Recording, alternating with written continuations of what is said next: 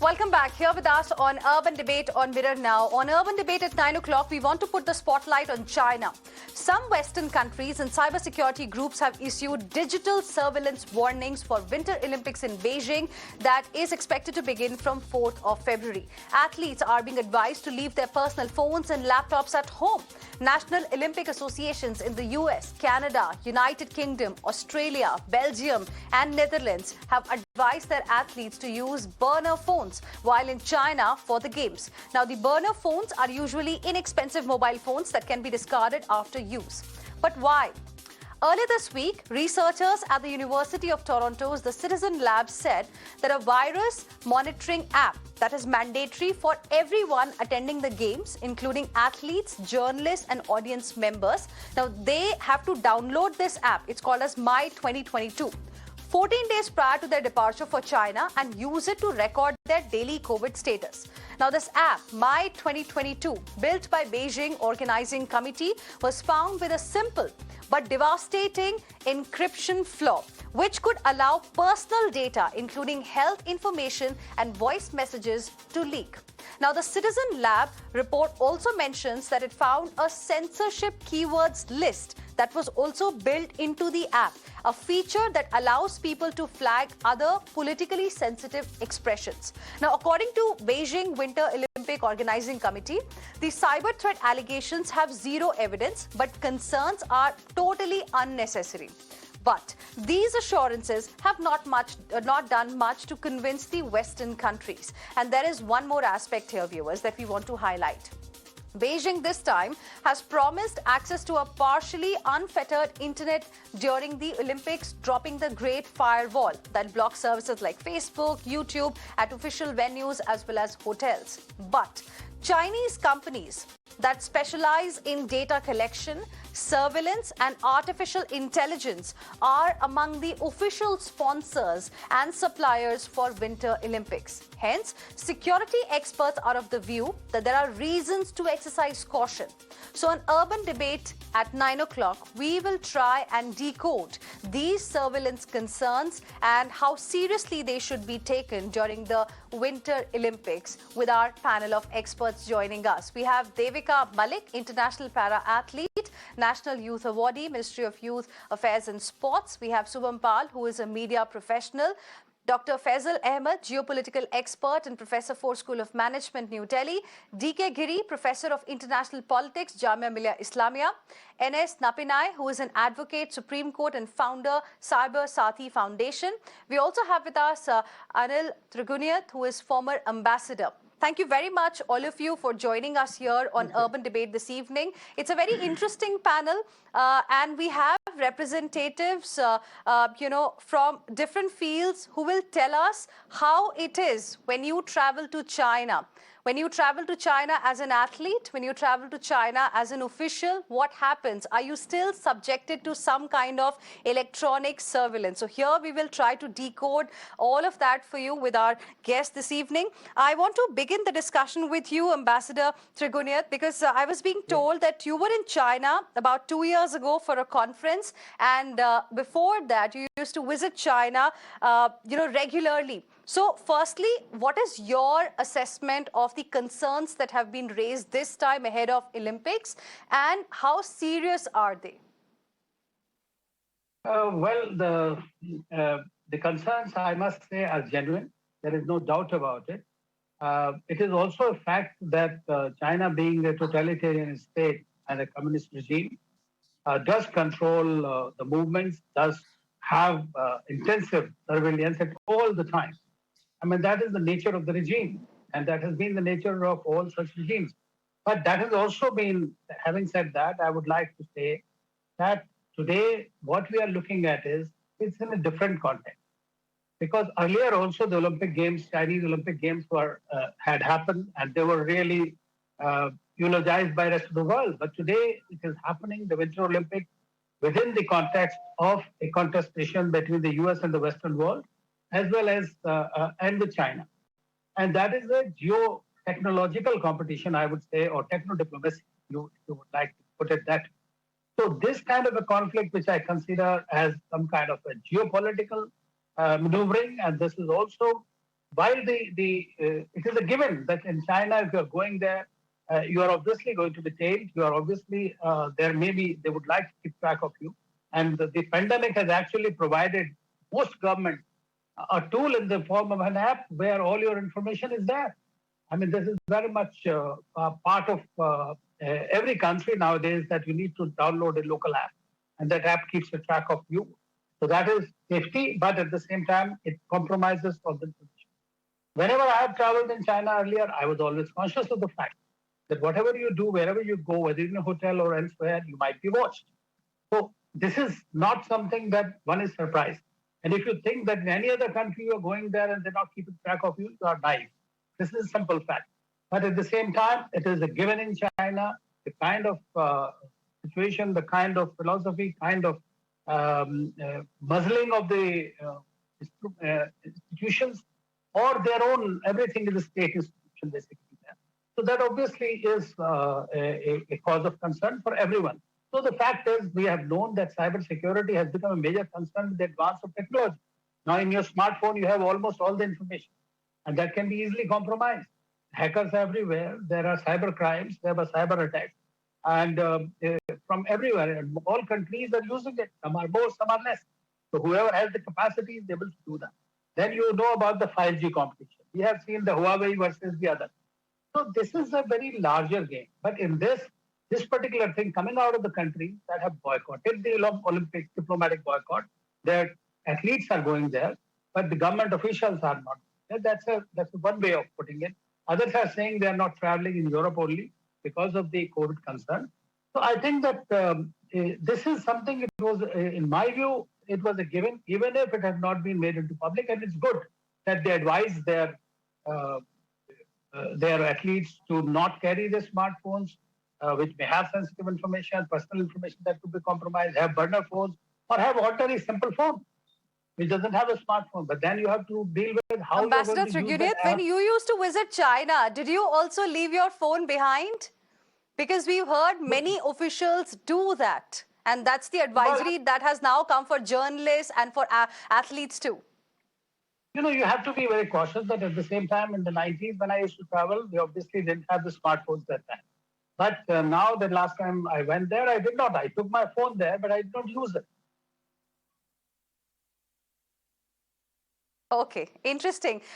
Miss Napinai, I want to now understand from you, because it's a little technical, because here we're talking about an application which probably has got something that may steal our data. Could you just simplify for us? Because, you know, if I see my phone right now, even this is a smartphone, and there are so many apps which tell me to just agree to whatever they are saying. I don't read the, you know, terms and conditions, and eventually they are also stealing my data. So how is the app that China has made, which has made it mandatory for athletes and journalists, different from any other app that we use? On one hand, there is no difference because you need to be cautious irrespective of whichever app you download. Heena, if you use some kind of smartphones, will tell you specifically what are all the parameters which an app is asking for access. For instance, you may have a food ordering app, but it may still ask you for access to your camera, your microphone, your location, etc., right?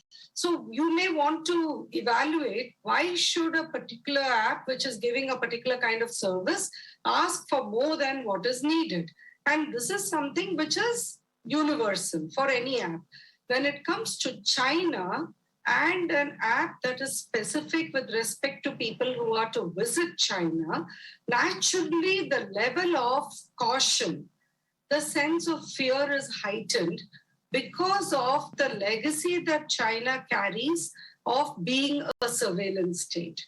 The legacy it carries of being a state which believes in social credit system, which believes that monitoring your social media platforms, your conduct on it is permissible, which, you know, as a democratic setup would completely militate against our principles of what is permissible and impermissible. So this is at a first step. The second step is the specifics with respect to the My App itself. The fact that health data. And that is primarily what it is meant for. If they are saying it is meant to keep you safe from the coronavirus, then it's all about health data. And China's data protection law itself mandates that all health data has to be encrypted. And here the flaw is with respect to encryption itself. Therefore, a red flag immediately comes up if this flaw was pointed out to them in December itself. If they have still ignored it, is it an intentional flaw that is left like a backdoor entry? And if that is the case, then the next level of fear happens, that China is then collecting more data than it should about everybody who is visiting them. What they'll do with that data is the next step, but we don't even want to speculate on that. Do we want our data to be... Data is the new oil. They are planning to trade data. We all know what they would want to do with data, isn't it? Yes, and information warfare is the most serious weapon today. And you don't want to give a weapon like that to China. Devika Malik, you've also been in China for games in the past, I was told. Now, games have been happening for a very long time. Why do you think this time suddenly there's so much of concern around the application that needs to be downloaded and the issue of surveillance? How was your experience when you traveled to China for games?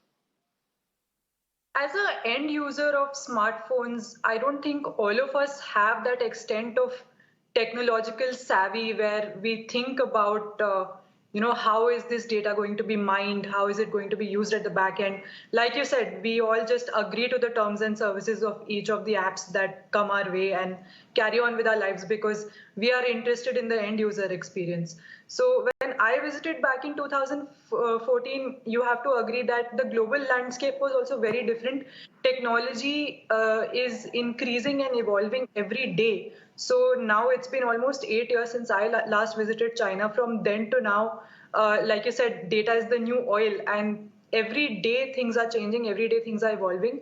And it is very important to also be mindful of the fact that we are now in a almost a post-COVID landscape where anyway China has been in the spotlight so much for varied reasons over the last 2 years. And now traveling in the pandemic, of course, like everyone before me has said, those data collection apps, the health apps have become a mandate. We were in Tokyo for the Paralympics recently. Even there, we had to log our temperature and other health data every day. And for us as an athlete, that is just a given. Since it's a mandate, that is just something I have to do. I cannot really go into the whys and hows of it because I cannot bypass that step. So if there are countries who are offering alternatives to their athletes saying use burner phones, minimize your online presence while you are in that country, those are precautions that we can take as end users. But beyond that, I don't think there is much we can do. Of course, I think having these conversations and the fact that it has been brought into the spotlight and it has been highlighted globally and it has become a global conversation, I think that's also very important because often these things are swept under the rug and we come to know 5 years later that, oh, this is how this data was mined and these are the consequences we are suffering today. So maybe having these conversations and putting the country in a tight spot, maybe it gives them a chance to rethink their strategy and do something about it, because definitely as a technologically lay person, there isn't much I can do on that front. And especially as an athlete, because my end goal is to compete and for my competition to not suffer. Yes, that's important because Dr. Faisal Ahmed, now this time for Winter Olympics in Beijing, the athletes will also have to worry about their data because of these advisories coming. Now, Devika mentioned, about Tokyo Olympics. There was an app that was important that had to be downloaded, but there was no such concern. So how do you see the kind of reaction that has come from the Western countries this time around? First, a diplomatic boycott and now the surveillance threat. Yeah, interestingly, I heard the previous speakers. So I think the countries which organize the Olympic Games or the Winter Olympics or Summer Olympics, whatever it is, or for that matter, any other sporting event that they are organizing, they must pay utmost attention to cybersecurity threat. There is absolutely no doubt about it. And actually, we do need a safer, internet and digital architecture. And if you look at the app, actually, there's a My 2022 app, which is there, which will be used in the Winter Games. And these games, as you know, which are being organized at 3 different places in Beijing and Yanqing and Sanchaiku. So they must actually meet the encryption requirement. That's what the whole issue is all about, that they do not meet the encryption requirements, which China claims that it does. So, of course, they must be, and at the same time, they must also be capable of averting any possible cyber attacks too, because if even if the apps are there and they are capable of meeting different types of encryption requirement, but still there can be possible cyber attacks. So how do you overcome and how do you face those type of possible cyber attacks which keeps coming? But having said that, we also need to understand that the relation between Olympic Games and the security, or for that matter, cyber security issue, is nothing new. And it does have a geopolitical connotation too, which I'll talk about later if we have a little time. But in 2016, at the Rio Olympic Games, it was claimed that the Russian hackers had stolen the medical records of American athletes. Right. So there was a hacking which was done, and there was a claim which was there from the side of the United States. We can also take some examples which are coming from, like, for example, when in Sochi Games, Sochi, which was in Russia in 2014, when it was held, it was also claimed that the games-related cyber infrastructure, which was related to the games, was not tested for stability and resilience. And the point that you made about Tokyo 2020, everyone is aware that the United Kingdom claimed that Russia planned cyber attack on Tokyo Olympics. And this they claim based on some types of intelligence inputs from the United States as well. But the point is, Right. why do we leave the games? We need to talk about the games which are organized in the United States as well, if we are having a discourse on this. So the 2002, if you talk about the Winter Olympics, which were held in the United States, and this was just after the 9/11. And did the United States National Security Agency and the FBI not monitor email contents and text messages which were flowing across the whole area during the games? So the point is that it's absolutely okay that we are talking about a strong and a robust cybersecurity initiative to be in place. So I think there are 2 critical points again which actually need attention. The first is that cyber security is actually crucial. There is no doubt about it, and so no one, including the United States, should be given a clean sheet. So if China can do it, the United States is even more capable of doing it anywhere in the world. And secondly, the Western narratives and the Professor D.K. Giri seems to disagree with you. Okay, that's fine. That's absolutely fine. That's what the debate is all about. But just last point, the Western narratives and the Western narratives and the popular representations are good to pressurize China, and they must happen if the Western narrative is there against China and asking China for ensuring robust cybersecurity infrastructure. That is good, absolutely good. But they do have a geopolitical connotation. Okay, Professor Giri. Well, geopolitical connotation, of course, it's very, very important. Professor D.K. Giri, yes. Yeah, thank you. I was nodding my head when Faisal Ahmed was comparing China with the United States. I think that's a bit odious comparison, a bit far-fetched. You see, USA is a democracy, China is an authoritarian state and a surveillance state. Like you said, why there is so much concern and advisory now around the games? They have been happening for a long time. That's a very significant question. You have to see the nature of the regime changing in China. You have Xi Jinping, who have elected himself for life. He has become more aggressive. We feel it. He has become more intrusive. And it is not a Western narrative. It is a fact. And the Chinese people in the United States have been indicted in the courts for spying. And today itself, the ICRC records, 5 lakh persons record is missing in Switzerland. And they're already then the needle of suspicion is pointed towards China because a lot of them were Uyghur Muslims. So China is you have to see the nature of regime in China. Plus, technology is a political tool. How you use it is important. And China is using technology for its nefarious purposes. And who else would realize it more than India? They are breathing down our neck on our borders. So if the world is conscious of China's cyber threat, I think that consciousness is genuine. It is not only the Western countries.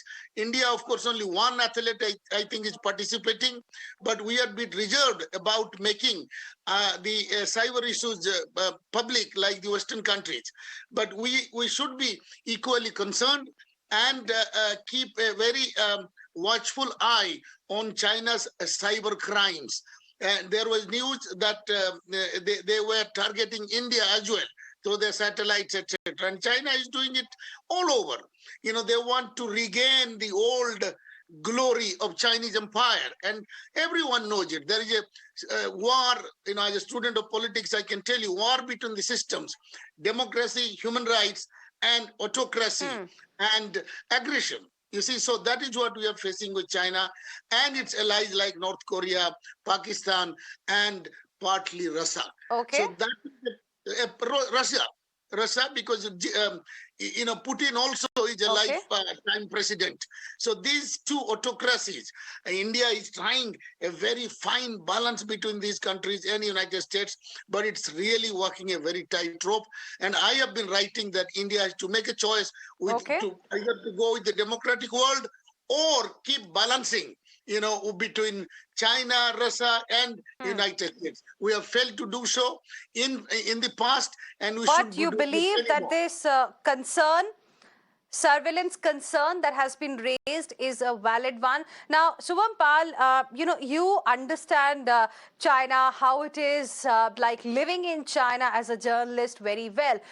Now, we are given to understand that anyone going to China can't really avoid some kind of electronic surveillance. It will happen. So how do you see the development that has taken place, the way some Western countries are now telling their athletes, journalists, and people who are going to take part in these Winter Olympics to keep their phones at home?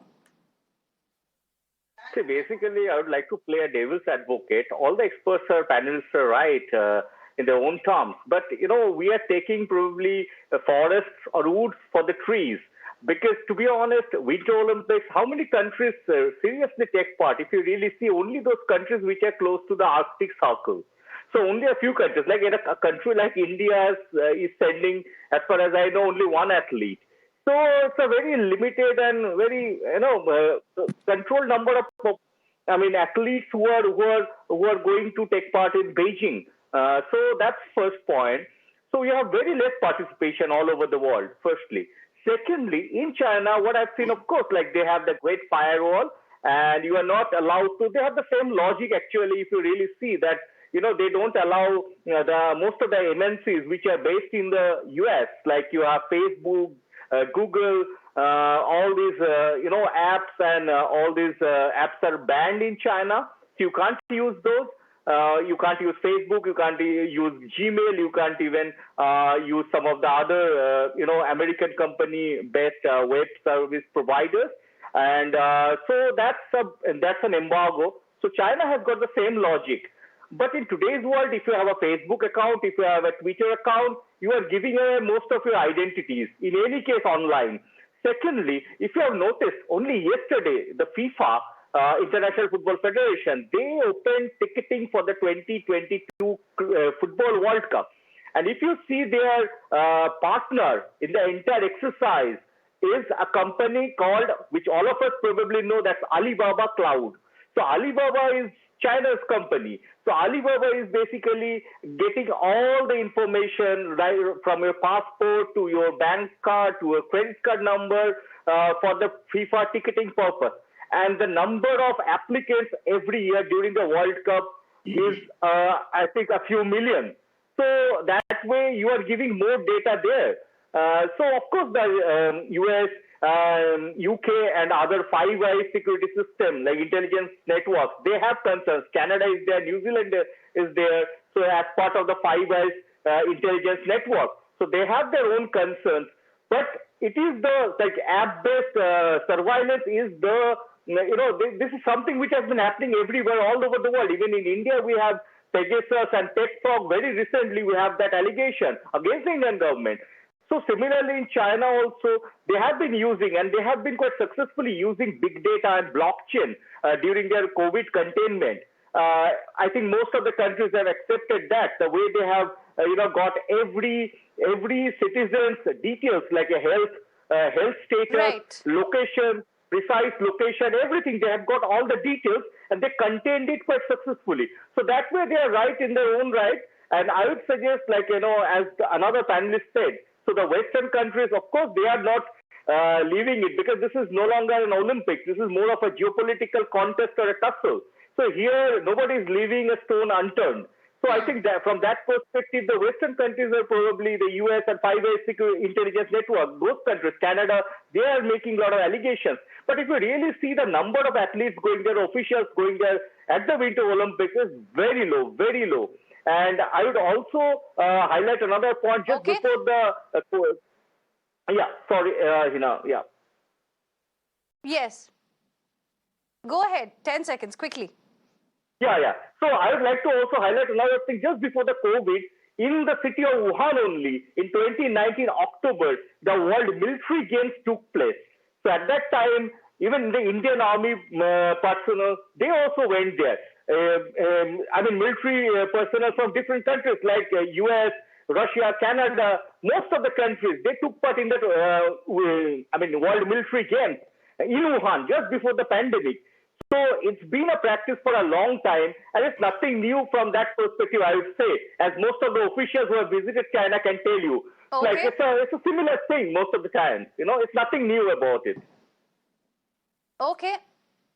Ambassador Triguriat, now that was another point that I mentioned during the discussion that, if it has been happening all the time, then why suddenly this time we are seeing countries, advising their athletes or journalists to leave their phones at home? That is a cause, that we need to really discuss here on the show. And what is your opinion? Of course, there is a geopolitical angle to it. You agree? Yes, and this is what I said Dragon's in the dirty beginning. tricks, can we say, are being finally challenged?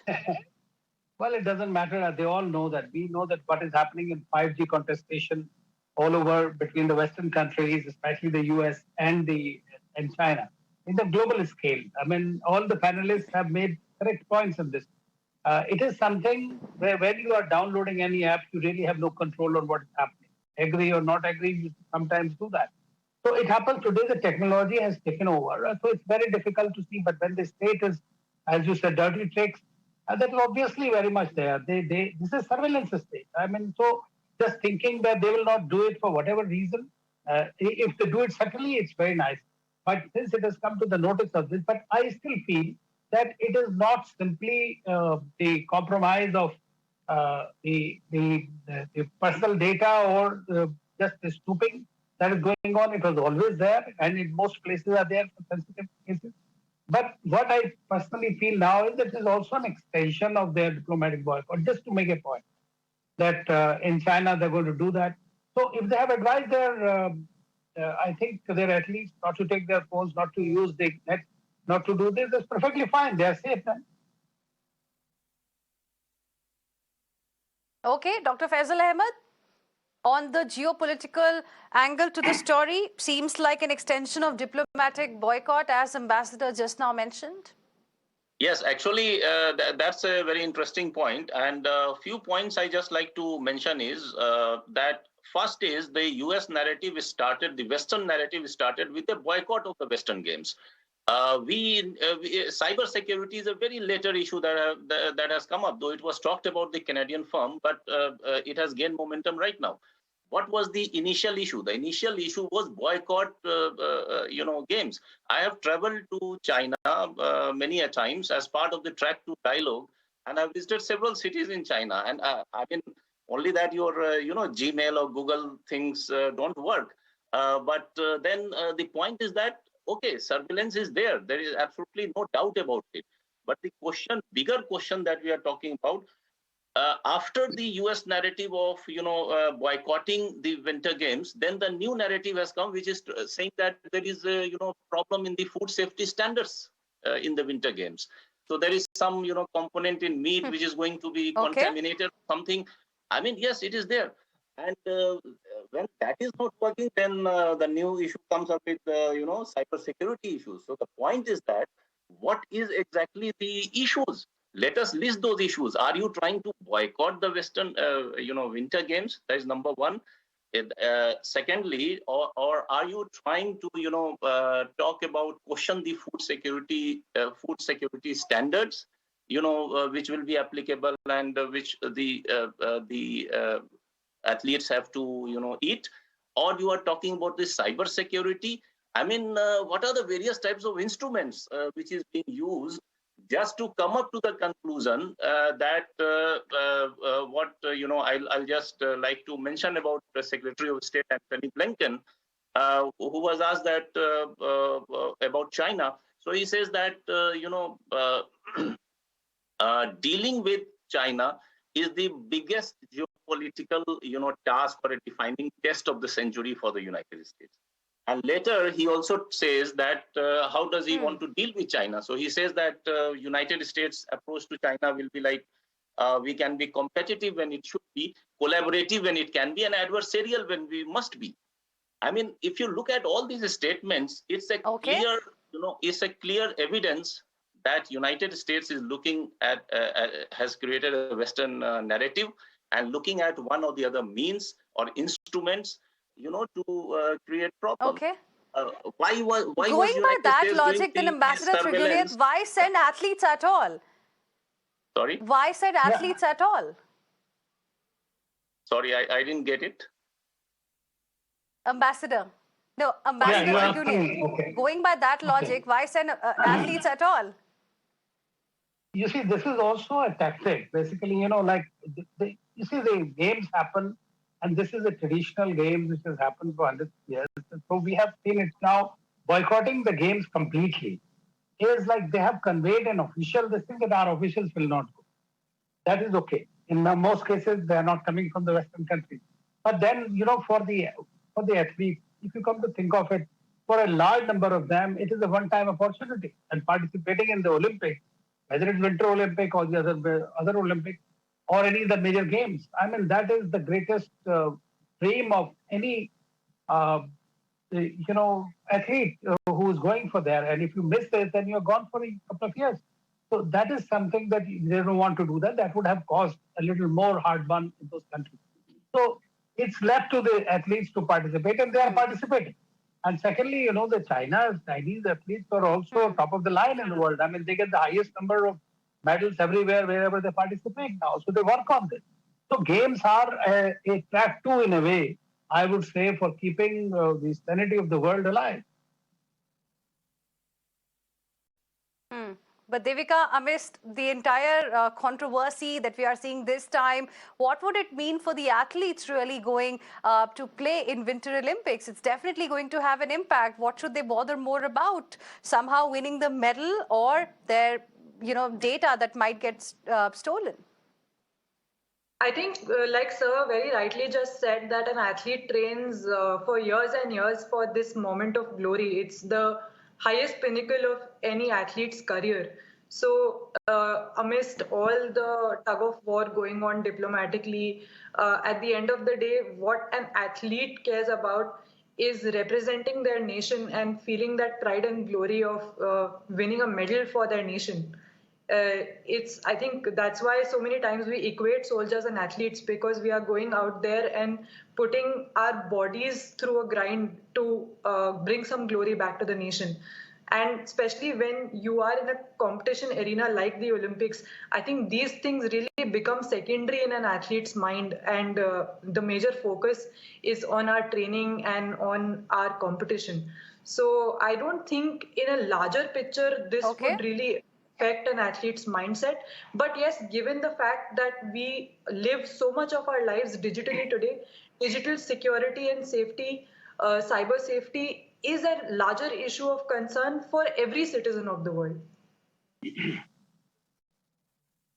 Absolutely. Ms. Napinai, now Beijing Winter Olympic Committee has said that the cyber threat allegations that are being made right now have got zero evidence and concerns are totally unnecessary. So I wanted to understand from you as a cybersecurity expert, can the defect that's being highlighted in this particular case specifically be due to some kind of developer negligence, or do you see it as some kind of a sabotage only as being alleged?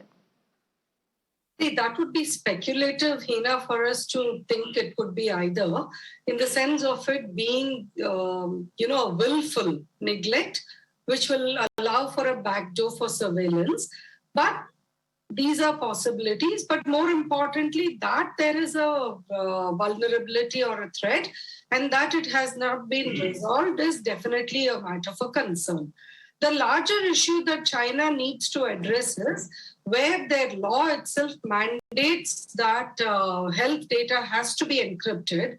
If there is a flaw in the encryption process and therefore they are technically in violation of their own law, then the committee has to answer to that aspect, which is independent of somebody using the flaw to commit a hacking or a virus attack. So that there is a flaw is something they have to answer to, and not merely for the second step, which is the utilization of the flaw. So the statement as it stands today, if you look at it, it seems to be addressing only the second part and not the first part. And therein lies the circumvention of the real issue also over there. So, that also brings me to one more issue and a point I wanted to raise, which is, one of the speakers earlier rightly pointed out that this may not be the only time where there has been a data breach or a possible data breach. So given that, and the fact that we do now face these kind of problems of various nation states asking visitors to share personal data, I think it is now time for us to have soft laws which will also set out what should be the data standards to be followed by every signatory nation state, because any soft law can only be enforced through signatory countries which agree to adapt. But having such a model law or a soft law, I think is the need of the hour today, so that we harmonize what will be the both methodology and the quality and the quantity of data that is being collected. Otherwise, here we have the situation, and that's why I was kind of smiling earlier. We have an app called My App 2022, but it's all their data. And how much can that be is something that should be regulated. Well, absolutely. Yes, Professor D.K. Giri, I want to give you the last word now, completely out of time.